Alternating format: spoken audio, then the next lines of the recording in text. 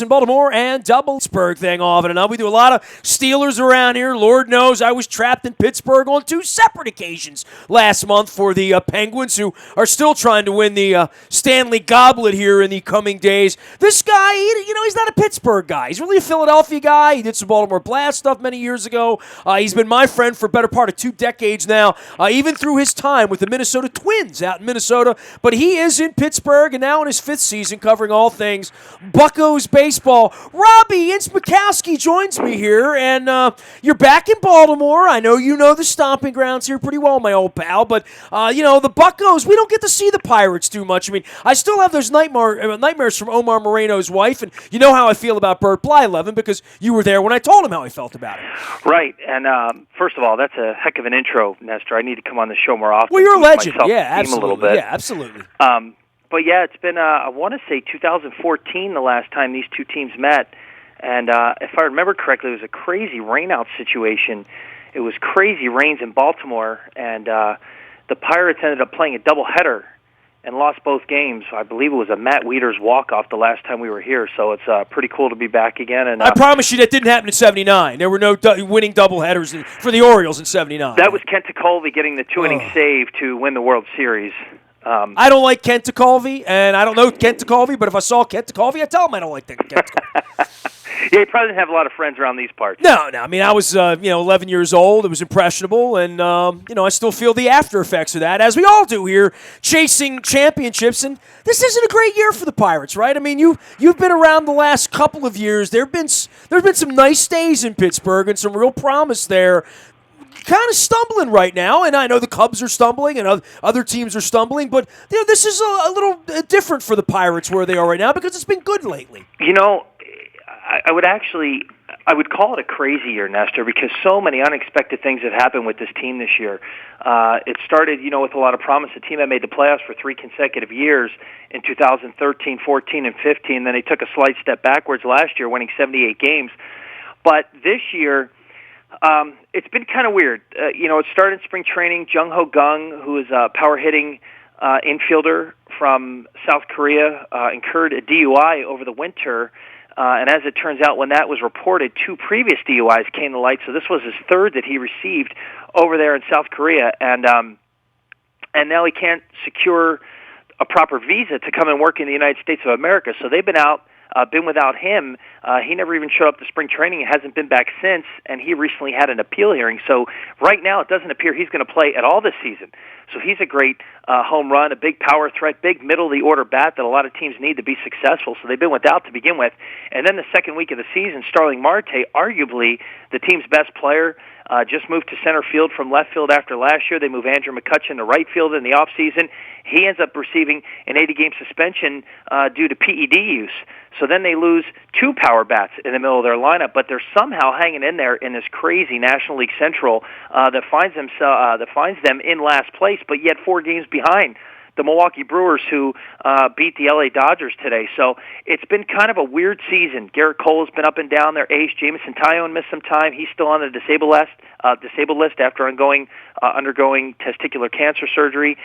He should return. My guess is probably after one more rehab start, he'll be back in the rotation. And it's been an up-and-down performance from their young pitchers, Chad Kuhl and Tyler Glasnow. We'll see Chad Kuhl on Wednesday after Vaughn Nova, who's going to take to the mound on Tuesday night. So it's been kind of an up-and-down year, but somehow, some way, in the crazy NL Central, the Pirates are hanging in there and still somehow here in June have a chance. I don't think you can be a baseball fan and not recognize Andrew McCutchen, the kind of player he's been. What's going on with him, right? I mean, we got Machado issues around here. We're all waiting for the awakening and all that. And I think even last year, Bryce Harper down in D.C. But when guys are perennial all-star guys and they find themselves in the scuffle and the struggle, getting into the summer months, the alarm sort of goes off a little bit, right? Yeah, Andrew had a tough year last year. There's no question about that, and he'd be the first to admit that. He did get hot in August and September, but by that time it was probably too late for the team to catch up and to really pretty much ride his back, which is something this franchise has done ever since he came up. Which, by the way, Sunday was 8 years to the day when Andrew McCutchen made his big league debut. So really a franchise and a city has been accustomed to big-time production. It hasn't really seen it from him, and he obviously had a slow start to this season. But one thing I will say, it's been a very short sample, under 2 weeks as a matter of fact, since Andrew McCutchen was moved to the 6th spot in the lineup. Since then, he's had a pretty impressive impact on this lineup. He admitted himself, hey, the pressure's off me. I'm not the guy that needs to feel the pressure to get on base or to chase pitches I wouldn't normally pitch or to try to drive in runs. I can just kind of relax, take a deep breath, swing at what I need, what I want to swing at, what I think is a good pitch, and really the results have been pretty impressive. He's hovering well over 300, around the 330, 340 mark since he was moved there. So he's kind of finding his way now in the third month of the season. Don't be surprised. I know it's only going to be 2 games that they play here before the 2 teams meet, Orioles and Pirates, in September, but he's going to have a chance to make a pretty good impact with a lineup that is actually starting to come together a little bit with the absences of Jung Ho Gung and Starling Marte. Robbie, tell me about McCutchen's contract situation, where he is and all that, because, I mean, part of this with Machado here is, well, how much money is he going to get into the market? And not a spring chicken in McCutchen, but, I mean, and certainly a guy that's made some money, but he never really cashed in for how good he was in those 4 years. Well, here's the thing, and Starling Marte is another example of what I'm about to point out to you here, Nestor, is that, Marte a couple of years ago, same thing. He was offered $30 million. He opted to take it. He took the financial security. It was the same thing with Andrew McCutchen in 2012. He was offered 6 years and $51 million, and he took it. He took it, and you got to give a lot of credit to General Manager Neil Huntington, who put this deal together. And even if Andrew McCutchen doesn't play another game in a Pirates uniform after this conversation, they will have received incredible, unbelievable value from a guy that won an MVP award in 2013 and really outperformed his contract. So as for your question, this is the last year on the contract. However, there is a team option for next year, and I want to say it's $14.5 million, which if you're going to get Andrew McCutchen production, typical Andrew McCutchen production, I should say, it's going to be a no-brainer to pick up that option. But the way he's performed 2016 and into the early stages of 2017, the Pirates are going to be left with a pretty tough decision as to whether to pick up this option or not. So it's almost unthinkable, right, from where they were 18 months ago to think like he wouldn't be worth $15 million next year. I mean, no-brainer. I mean, it would be. But he really. Not to a year and a half ago. But I mean, they are where they are. I mean, that's what the situation is right now. So, and he's a guy that just is north of 30 years of age. And you know what? If you were to ask me, in my personal opinion, I think he's a guy who could find his MVP stroke again. I mean, this guy could strike at any time. He has the talent, the work ethic, the desire, the determination. He checks all those boxes. The guy is incredibly dedicated. He's an incredible team player. And a guy that really would do anything for the team, obviously moving to 6th in the lineup, it's the first time he's ever batted lower than 4th in his career up until 2 weeks ago. And you're talking about a guy who has 8 years of big league service time now.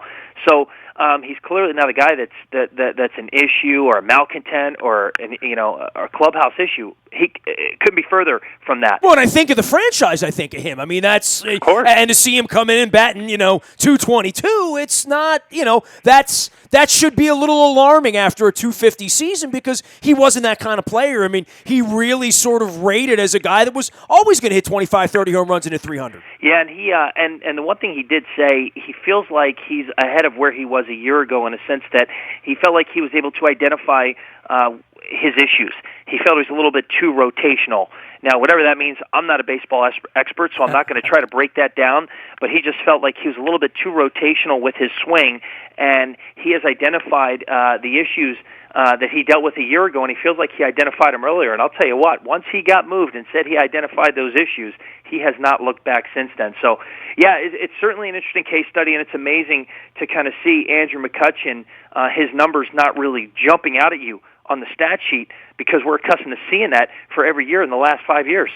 He is Robbie Mackowski. He is with Roots Sports in Pittsburgh. He's my longtime pal. He's in town for this sort of little teeny series with the Buccos this week. And, of course, the Orioles taking on the Nationals in that fill-in makeup game on Thursday. And a little bit of downtime. And, you talk about the Central and the National League. Everyone thought, well, the Cubs are going to win 110 or 120 this year. boy, you talk about scuffle and the disappointment in Pittsburgh and some other places where teams are struggling. There's nothing quite like everyone had the Cubs winning. I mean, there was no prediction. It was them and everyone else. It certainly hadn't worked out that way, right? Yeah, I mean, look at the Vegas odds at the beginning of the year, and look at the money you had to lay out just to get your money back. To win your money, if you were picking who was going to win the NL Central, the Cubs were an overwhelming favorite to win it, and they haven't done it. And what's crazier than that is look at the Pirates' record the last couple of years at Wrigley Field, and look at what they've done this year. The Pirates swept them at Wrigley Field earlier this year, and the Pirates are a team, that has been consistently under 500. They were 3-2 after 5 games. That's the last time they were above 500, and they went in there and swept the Cubs at Wrigley Field, which is kind of stunning when you look at it. But it seems like everybody's kind of waiting for the next team to win 8 out of 10, 10 out of 12, win 8 in a row, and nobody's just done it yet. The Brewers were certainly, if you want to call it a rebuild, I don't know what the term is, but they were kind of retooling pretty heavily. The Brewers were. Dude, I thought they were the worst team of all. I mean, I looked at it at the beginning of the year. I would have said, all right, give me the Cubs, then give me the Pirates, maybe the Cardinals, Cincinnati, Milwaukee. I thought Milwaukee was the worst team, and they've been the best team, on record for 2 months. And give a lot of credit, Craig Counsell. David Stearns, their general manager, David Stearns is young, but Craig Counsell, obviously a baseball man who knows how to win. He's won World Series before. He's a Wisconsin native, and he's really poured into developing that franchise. And they provided to be a pretty tough opponent for the Pirates over the last couple seasons. So, I don't think anybody had that. I don't think anybody had the Brewers. But you know what? This is a lot of fun. It's a lot of fun to cover. It's a lot of fun to watch, to see these teams so close together. And everybody had, when you look at it, Cubs, Cardinals, Pirates, it was generally the last couple of years, it was 3 teams battling for a playoff position. 2015, all 3 teams made the playoffs. So when you look at it, it's been a pretty impressive battle for supremacy in the division, and it's quite honestly, it's a little refreshing to see the Brewers in it here in June. Is there still in the back of your mind the Cubs are going to win this thing? I mean, I think when you look at the horses and the courses and where they are, and where the bad fortune, especially on your side of the fence with suspensions and guys not getting visas and crazy stuff, the Cubs have just it's not even bad luck, and they had Schwarber and that stuff going on last year. They just haven't been very good, and you sort of feel like at some point, there's going to be another level to what they can do based on their talent, right? Yeah, look, they're the World Series champions, Nestor. You can't just look at them and say, okay, they're out of it. I don't think anybody's ready to rule them out. They're a great team, have great management. Theo Epstein, Jed Hoyer, the Ricketts family have given them the resources to go do it. And you look what they've done. So, no, I can only speak from a Pirates perspective. Certainly, nobody's looking at the Cubs and saying, okay, they're cooked. They're the World Series champions. There's a reason they're the World Series champions. So certainly we have every reason to believe they're going to be competitive and get it turned around pretty quickly. Certainly as a guy that covers the Pirates day in and day out, I would love to see the Pirates overtake them. But yeah, it's kind of weird seeing, Schwarber hovering around at under 200. Jake Arrieta's kind of come back to earth, come back to, I don't want to say his Orioles for him, but somewhat. Come back down to earth, and he's not this dominant guy who every time out you think might throw a no-hitter. You kind of think he's a little bit fallible now, and a guy you could have some success against. And same thing with Kyle Hendricks, the ERA champion a year ago. Lackey, has been around a long time, but teams have been able to have a little bit of success against him. So, the whole thing's interesting to watch, and there's certainly a unique case study, Nestor, 3 months in. Much like the Orioles, the bottom of the rotation's been a mess in Pittsburgh, right? I don't know that I would call it a mess. Certainly inconsistent, no question about it. I certainly wouldn't say it's a mess because the Pirates haven't needed to switch out that position. You get Tyler Glasnow, who's a very, very highly touted prospect, has seen some inconsistent results, more valleys than peaks, but certainly has the stuff to be, a top of the rotation guy. He just hasn't been able to put it all together yet in terms of control and giving up the long ball, as we saw in his last start against the New York Mets on Saturday. Well, we won't see him, but his ERA 7, and I wish we were. Right, but here's the one thing you got to understand about him: he could throw a no-hitter any day. He is that type of stuff. It's just a matter of putting it together. Think of Randy Johnson in his early years in Major League Baseball. Did you want to give up on him? in his first official rookie season. I don't think anybody did. Dude, you're talking to me, man. We had Arrieta here for 4 years and gave up on him, and look what happened, right? Right. It happens. And Tyler Glasnow has that kind of potential. He has that kind of stuff, and I'm not kidding, nor I'm not being sarcastic when I say that. Stuff-wise, it's there. It's just a matter of putting it together. You got to remember, this guy's 6'8". He's got a giant frame, and the taller pitchers, if you look in the history of baseball, it takes them just a little bit longer than other pitchers to kind of find their groove and find their way. And certainly Glasnow has that. Chad Kuhl's another guy, grew up not far from Baltimore and Bear, Delaware. The league is kind of punching back at him right now. He saw a little bit of moderate success last season, kind of was a solid 3, 4, 5 starter in a rotation. Now he's got an everyday spot, and the league has kind of watched some video and kind of caught up with him a little bit, so now he's trying to make the necessary adjustments to counterpunch back. So, yeah, certainly the Pirates' bottom of the end of the rotation is not a mess by any stretch, but certainly it's been inconsistent, and they need to find their way a little bit more than they have. Yeah, we're familiar with Vaughn Nova, usually in pinstripes. Now in the black and gold, he's been the best pitcher. It's unbelievable. It's really unbelievable. He's a guy who went out, and he was a trade deadline acquisition last season for the Pirates, had great success in a short sample size, said he wanted to come back to Pittsburgh. He went out, tested the free agent market like any free agent would. Can't blame him for that, and realized that, hey, he was going to come back to the Pirates. Came back on a deal that really, to this point in time, looks like a severely discounted rate for the Pirates. I mean, 3 years, and I want to say it's $26 million in total. And he has just been flat-out dominant. I mean, he's been great. He throws strikes. He's not afraid to throw strikes. He throws good strikes, whatever your definition may be of a good strike. But he's been very efficient. He's worked very quick, and he's frustrated teams quite spectacularly this season. And you'll see him on Tuesday night in Baltimore. Josh Harrison, Adam Fraser, some guys we have to keep an eye on here this week as the Pittsburgh Pirates. Tell me about some of these other guys. I mean, we just don't see the Pirates much. I mean, you see them every day. Right, and what they do is the Pirates pride themselves, Nestor. They want guys who could play multiple positions. That's just the way they operate. Philosophically, it's the way it is.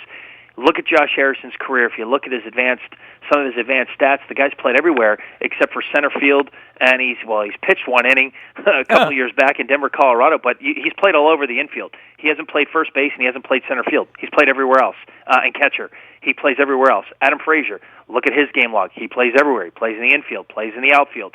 And Josh Harrison in 2014 turned himself into an all-star. He was a super utility guy who found his way onto an all-star team in 2014. So he's a guy that really has found his success playing all over. Same thing for Adam Fraser, who's hit over 300 at every level of baseball he's ever played, and it's been amazing to watch him do it at the big league level. Same thing. He could play outfield, he could play infield, he could play third base, he could play second, he could play left field, right field. So it's pretty impressive, and he's been hitting in the leadoff spot primarily for the Buccos, and really has found his way. So the Pirates do that. That's just how they roll. It's how they operate. John Jaso plays right field and first base. David Freese, he's strictly a third baseman with a little bit of first base experience. But the Pirates like to plug and play. Wherever there's an opening, that's where they like to get guys. You look at their bench, Max Moroff and Phil Goslin, two guys who could play all over the place. That's just the way they build and design their teams, with the exception of McCutchen, Marte, and Polanco, three guys who only play the outfield. Everybody else can play anywhere else on the baseball field. You mentioned Starling Marte. Dude, I don't know if on April 19th, Jonathan Scope would have gotten banged for 80 games, or Adam Jones, or one of the guys that this team here really counts on, how that would have gone over, maybe even Machado. Some thoughts about where that is in the framework of the Pirates and counting on a player. I mean, we had the Chris Davis situation a couple years ago. It's bizarre here. I mean, look, dude, it's the Orioles. It's bizarro world. It's been that way for a quarter of a century. Davis was the guy that was not available from the drug suspension during the playoffs, and they went and gave him $150 million anyway. But I can't think that you remain very popular amongst the population, the executives, the management, the fans, the team, when you make yourself unavailable in that way. Yeah, I mean, I can't speak for the clubhouse because I'm not in that clubhouse, and I'm never going to try to attempt to answer that from that manner, Nestor, because I'd be wrong with anything I would say. But what I will say is, you know what? He accepted responsibility the day it happened. The Pirates were in St. Louis. He stood up and he spoke to his teammates. He apologized to his teammates for what happened. He accepted full responsibility for what happened. He forfeited his right to appeal, so he's admitted that he's made his mistake. He admitted his guilt, and he's serving his time. And the one thing I will say about Starling Marte is he will be prepared and ready to rock and roll when the time comes when he is. When he's reinstated, I believe it's going to be July, sometime in July. Hey, look, man, we signed Nelson Cruz on the back end, and things went groovy after that, right? So things can happen, but, man, when you cost yourself half a season, I know it's a personal issue, but, boy, it really hurts the team. Really hurts the team. There's certainly no question it hurt the team. No doubt about that. And Starling would admit that as well. So would the Pirates front office and Clint Hurdle. And Starling himself would admit that. He made a mistake, and he's owned up to it. I can't say that he's not going to be accepted because, you know what, he's an integral part of this team. He works hard. People have a lot of respect for him. For what he does, and I think it's all yet to be seen. I apologize. I can't give you a lot of in-depth stuff on this, but he admitted it. He apologized, and the team has moved on. The team hasn't. They've kind of moved on without him, and when he comes back, they'll welcome him. If they make the playoffs, he's not going to be available to play. That's just what it is, but. It certainly was a big blow, no question about it. Robbie Mackowski covers all things Pirates for Root Sports up in Pittsburgh. He's been my friend for a couple of decades. He's in town. Dude, these little short, little 2-game things, and, the Pirates get to use the DH. It's 20 years into it. I still wonder, what the heck are they doing here, really, Well, we get some pitchers that could hit, man. If you ask Bob Walk, former Pirates pitcher, what... he wants to ban the DH permanently. I mean, you look at Tyler Glasnow. You won't see him this series, but you watch him hit. I mean, most pitchers jog and walk practically on a ground ball. This guy is sprinting like he's an Olympian. Well, then there's Bartolo Colon. I feel cheated when he doesn't bat. Right? Yeah, exactly. So, you never know what's going to happen. It should be interesting. Nova, I'm not going to peg Vaughn Nova as a guy that might hit a home run, nor am I going to peg him as a guy that's going to charge his way up the first base line on a routine ground ball. But it certainly has provided a few laughs for us. I can only pitchers hit, and I wouldn't be upset if they never brought the DH to the National League. Well, you're from a National League city, so that's how you guys feel about things up there in Philadelphia. Robbie, a pleasure to have you on. We don't get to talk too often, but I hope that by the time you leave town, the Penguins are down 3-2. That's all I can hope. Don't hold your breath on that, my man. They're taking over the city, and they might do it back to back. You know what I will say, I went to the game with Mike Tomlin a couple weeks ago, Game 6, up there in Pittsburgh when the Caps were up there, and I went up there for 2 trips. I was up there like Monday through Thursday for Games 3 and 4, and I looked you up, and you were in, San Francisco, LA, you were somewhere. Right. And then the following week, I came back in with my wife very quickly. We just went down to the Strip, had some lunch, and did the game, and got out of there at 6 in the morning. I was really shocked by how the Penguins sort of, and I don't want to say own Pittsburgh, because I think that's a place for the Steelers, and I know you cover the Pirates, and I think there's a lot of love to go around. It was my first time at a Penguins game in like 15 years. I was really kind of blown away by the largeness of the Penguins brand there. It's amazing. They're a big deal in Pittsburgh. It's amazing to think that they're 2 wins away. This group is 2 wins away from winning their 3rd cup together when you look at the core group, and they've really taken over the city. I don't cover the Penguins, so I can't speak too much about them. I saw you on Facebook. You went to the game. You went to the game 2 weeks ago. I saw the pictures. Come on and here. The town is buzzing. That's for sure. Hey, man, enjoy yourself while you're in Baltimore. Don't eat tourist crab cakes. You need any tips where to walk or not walk, I got you covered, Robbie, okay? Ness, I'm going to Little Italy, and I absolutely love this place, and you know it. I love Baltimore. I know you do, man. Tell me what you used to do for the Blast, because they might not remember this. I was the in-arena host for the Baltimore Blast, and loved it. How many years? 2003 and 2004 Major Indoor Soccer League champions, man. It was a lot of fun. Loved it.